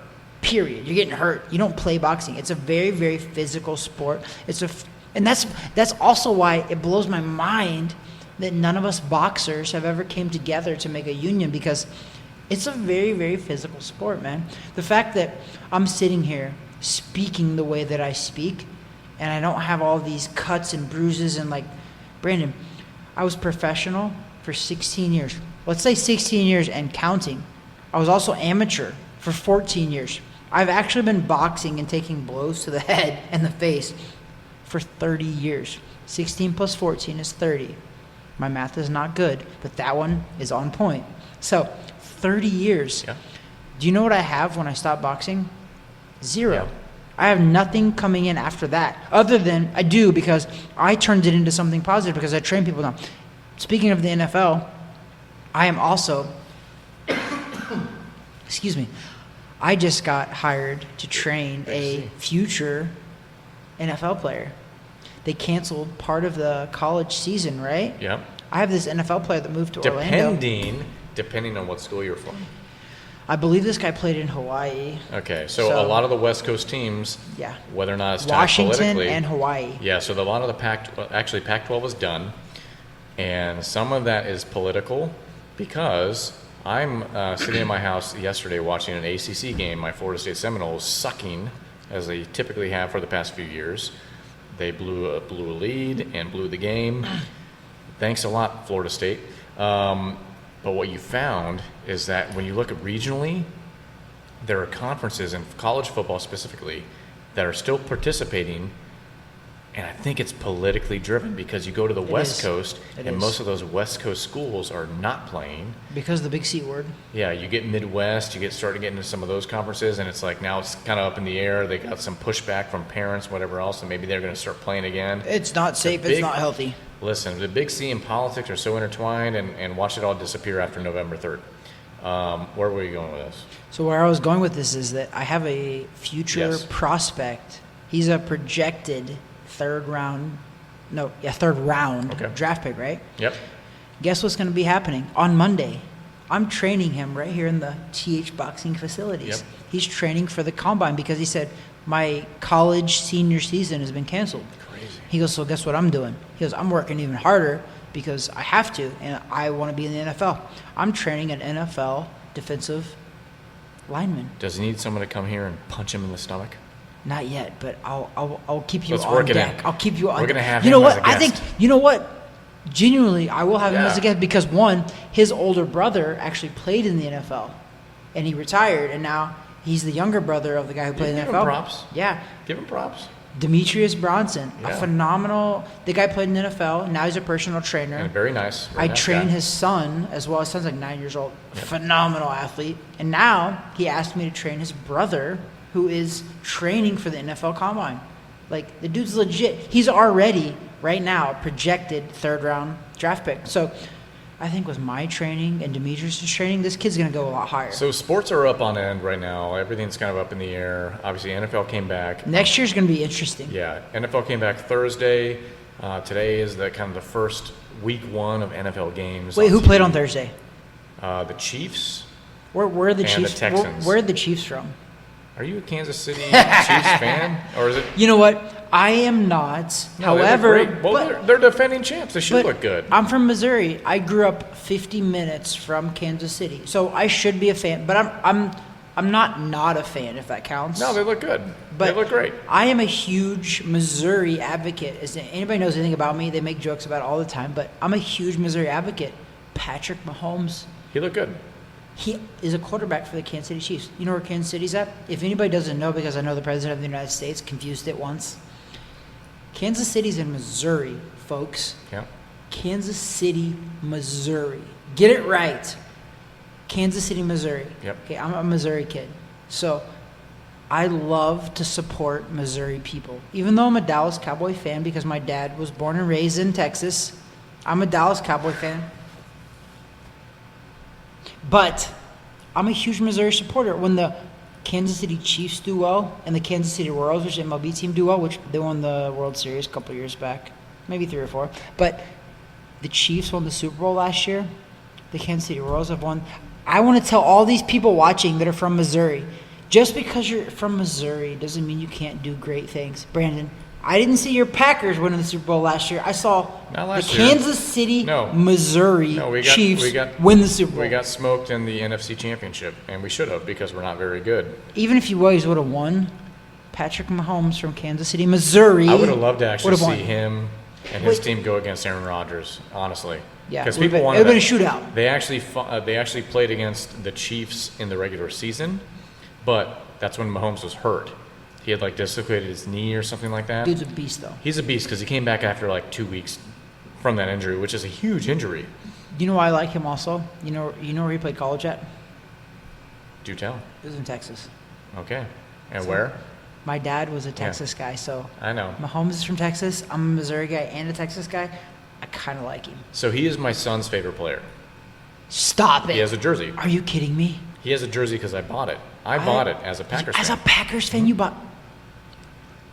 People watching, I did not know that. Last I checked. That's amazing. Last I checked, who is in the State Farm commercials? Both Patrick Mahomes and Aaron Rodgers. A-Rod. Okay. So, anyways, we digress once again. A-Rod's on his way out. Let's, I'm going to say we're going to hit 20 push-ups right now. Fudge. Yeah, let's do it. I did say fudge. I know. Fudge. Let's do it. Fudge 20. 20. This is where That's what's happening.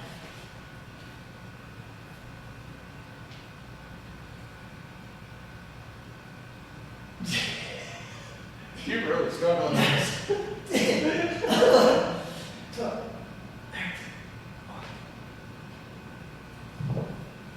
Keep going. Keep going. Keep going. Keep going. Keep going. All right. So, guys, this is weekend trav. I'm also a professional athlete. Brandon is not, but he beat me at push-ups. That's just push-ups up. So, anyways, we've talked a lot about it, a lot of different things, and the Fighters Union topic is tough because I don't know what the clear-cut answer is. A lot of factors are in play with it, and once again, to my point, I think how boxing is so fractured into different promotions, things like that, hurts it. Listen, why do you say fractured? Because I don't know if that it's fractured, but I think it could be better, yes. Fractured means that it's broken, and... Okay, bad choice of words. Because the fighters are still making a ton of money. 100%, but there's a lot of fighters that are not. 100%. Yeah, and so they suffer. Guys that are going to a fight across country to walk away with $4 grand, $5 grand, come on. Yeah, you're correct. Come on, and promoters know this. Mm-hmm. And it takes, unfortunately, the state of the sport, it might actually take not just a couple big name fighters to, go into this whole topic, but some promotions just put their foot down and say, you know what, we're going to do it different. Yeah. We're going to do it differently. That's what it's going to And take. you would hope, and to bring it back full circle, you'd hope someone like a De La Hoya would have done it. Yeah, you know what? Oh, it's hard for me because I've actually fought for De La Hoya. I fought for Golden Boy Promotions. I haven't. He should have done it. You know what? This should have been the promotion for the fighters. You're right. And that's why he literally, look up Golden Boy Promotions and Oscar De La Hoya. He originally was like, you know what? I'm going to start a promotion company because I want to be for the fighters. And I'm not saying he's not for the fighters. So I don't want to put that out there. I'm not saying he's not, but I'm also not saying that he hasn't progressed. He hasn't changed the landscape of boxing. I think what he did was he just fit in. And I'm tired. And if you know anything about me, Brandon, I don't like to fit in. I don't. Oh, they can see it. Weekend trap. They can see but it. like genuinely, I don't like. I like to cause a little bit of. I don't want to say controversy because this shouldn't be controversy, but I like to cause a little bit of waves. Like I like to shake things up. Like why are we not talking about? Can we call it ruckus? Ruckus. I like to cause ruckus. We can call it that. But I like to benefit people because at the end of the day, you said it already, ELE, everybody love everybody. And why can't, and this is why it doesn't have to be a bad thing, why can't promoters, why can't commissions love the fighters a little more? Why can't we just, if you just took something like, let's just even 10% of what, and that's like that's steep, but let's say 10% of what Floyd Mayweather made when he fought Conor McGregor, $200 million. Let's take 10% of that and put it in a fighters union. Let's hire a president of the fighters union to equally distribute that. Let's put some gauges. I don't think every professional boxer deserves healthcare, all that stuff. No. Because if you just turn pro, because there's a lot of fighters. Yeah, I think there should be tiers. We should make a little tier level thing where you've been pro for 2, 3, 4, 5 years. A guy like me, I've been pro for 16 years. Do you know how many times that boxing has paid for my health care? Zero. Think about it. Not only the major sports, the NFL, the NBA, MLB, NHL, things like that, the Actors Guild has a union. Obviously, the auto workers, one of the longest standing unions in our country, they have a union to look out for their rights. Sometimes they take advantage of them. Actually, a lot of times they take advantage of the actual workers and they profit from it. But there are so many forms of this. And don't get me wrong, for any listener that might be still with us at this point, I know we're getting a little long in the tooth on this topic. Deserves to be talked about, though. We're not going to solve it today, but I'm not a big pro-union in totality guy, but I'm a big believer in fairness. Yeah. And I think a guy that's training his butt off, finally broke out, gets on a pay-per-view card, should earn more than frickin' $4,000. 4?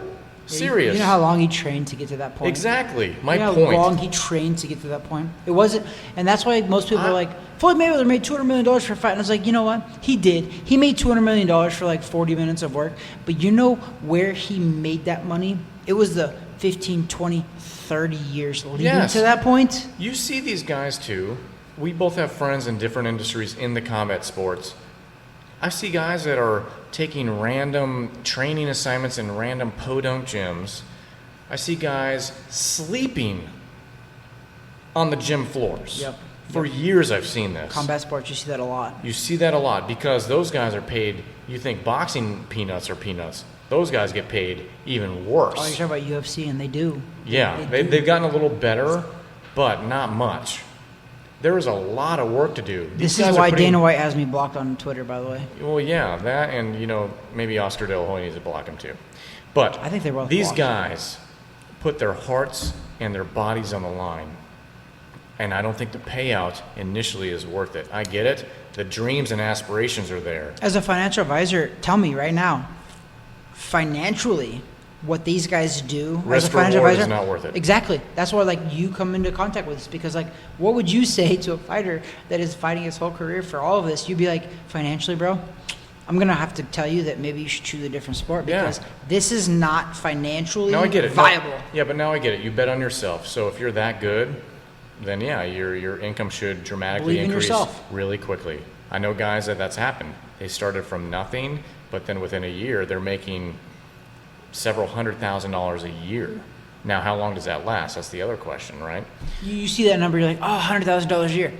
Phenomenal. But how long is that going to last? 2 years, 3 years, depending on you, depending on how you market yourself. Maybe it's a couple of years. So there needs to be something in place, I think, for any athlete that puts themselves online. Because listen, guys like you and me, we're watching it, we're entertained. I'd rather line the pockets of the player and to some degree the logistics behind it, the capabilities of the actual franchise. But some of these owners and things like that, give me a break. Seriously. Pay your guys so they can eat dinner. I mean, at some point, I am all about the capitalists we are. Okay, no. That's a bigger topic. Yeah. I am not a socialist thinking guy whatsoever. Yeah. I just think guys need... That's why I said the struggle is worth it. In any career you're in, you need to be paid what you're worth and what that actual career is worth. Mm-hmm. And unfortunately for fighters, especially the lower level guys that haven't made it, mm-hmm. what they're making is not worth what you're putting into it. I get it, the aspirations are high and what you can potentially make. Yeah. But that, we start to tiptoe the whole fairness sort of thing. I mean, people want to always go out here and talk about how a livable wage and all this stuff, right? They want to like boycott for McDonald's wage workers and all this kind of, and I'm like, you guys don't realize what boxers make. Like, and you know what? It's a funny story. I'll tell you this, that I have a guy from England right now that's staying at our place. Josh is his name.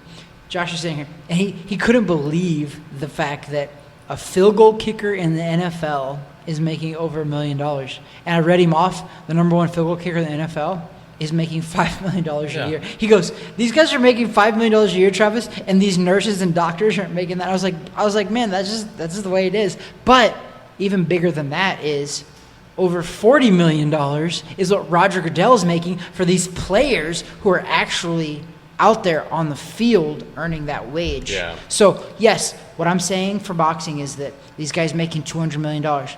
If Floyd Mayweather made $10 to $15 million less than what he was already making, would he really notice that? No. That's the fact. He really wouldn't. Okay, Floyd's like, oh, instead of making $220 million, I'm going to make $200 million. He'd be okay with that. And that's the guys that I need to get on board for a fighters union. Because in one of his fights... If they know where it's going. Yeah, exactly. A trusted organization. Yeah. If Floyd Mayweather knew that $10 to $15 to $20 million of what he originally was going to make goes towards benefiting the entire boxing community, I think he'd be okay with it. Then the question is who is the community? Who qualifies? Travis Hartman, Okay. 16-year veteran, 14-year amateur, 30-year boxing but you veteran. get my point. Is it the one guy Agreed. that's had one professional fight? Yeah, agreed. It's hard. So it needs to be tiered. So it's a hard system. We've talked a bit about this today, and this is probably a good conversation going for the weeks ahead. To dive into later. But what I'm going to do, as no good segue, is break us up because we have 20 more push-ups to do. Do them. Son of a bitch, let's go. Do them, and then I'm going to close out. Yep. Oh boy. 20? Yep.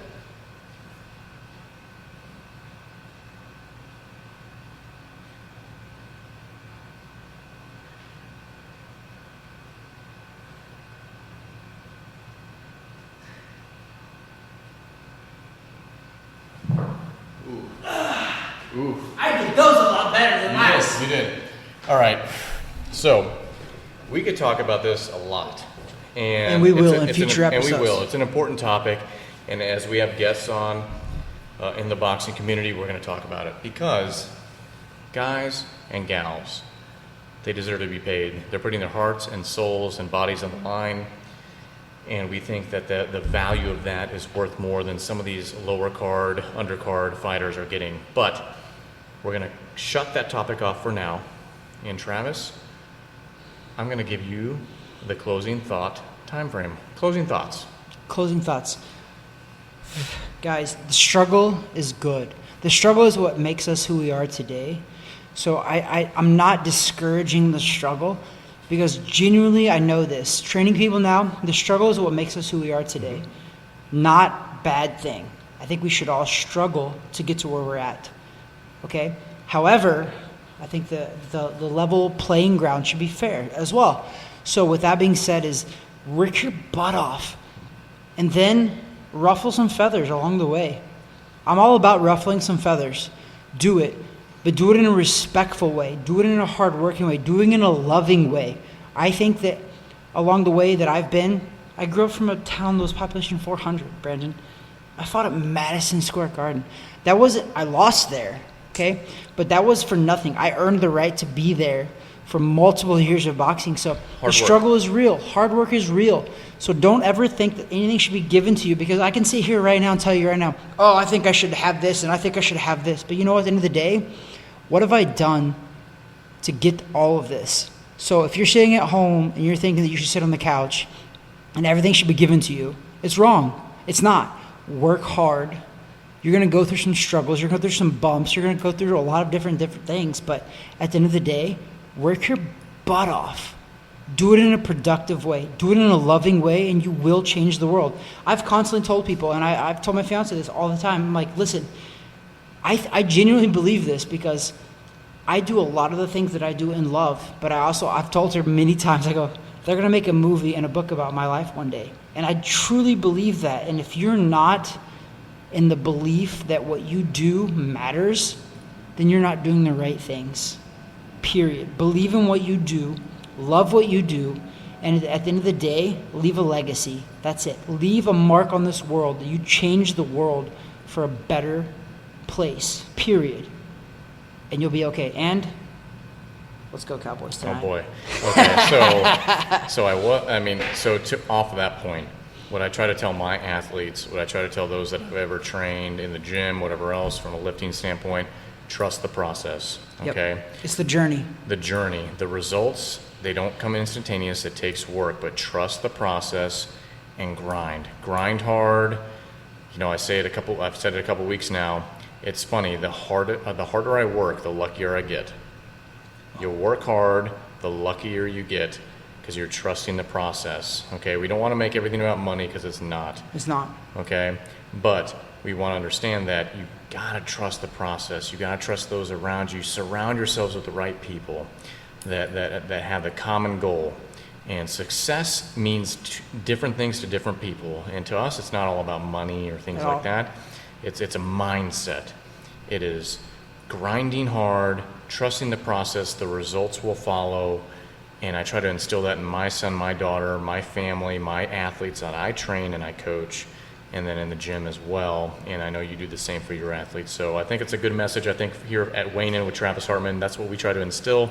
We try to talk boxing a little bit, talk life, we didn't really talk politics today. We didn't talk much about the Big C other than doing 60 push-ups. But we want to make sure that we're a good resource to you guys too. You know, we talked a little bit earlier about the Rose Lowenstein Foundation. I'm going to try to tag appropriately on our information. Please support them or any other foundation that's going on, like in your community. These foundations, pediatric cancer, other sort of foundations, they're struggling right now because they can't have the events. Yep. That's such a good thing. We didn't talk about it prior. It just came up in our organic conversation. It's the best. That these situations, they're hurting because they can't have the right events to raise money and raise funds. So I urge our supporters and our listeners and our followers, look towards your community, how you can help. With that, I gave you the last word. I had a little bit of a last word. Travis, this is probably our longest episode ever, and we were like... It's probably the most important, though. We're like, hey, we're just going to talk about Canelo. Remember him? He has a lawsuit. Oh, that's right, Canelo Alvarez. I don't know. We're drinking this. If you want some average sort of bourbon that's okay, walking stick's pretty good. And it looks like you're a grandpa because it has a walking stick on the label. Cheers it up. Cheers to you. No ice. We do it neat. That is Travis Hartman. That's Brandon Waters. Thanks for joining, guys. God bless. Have a good week. And we will see you next week. Next week. All right. Bye-bye.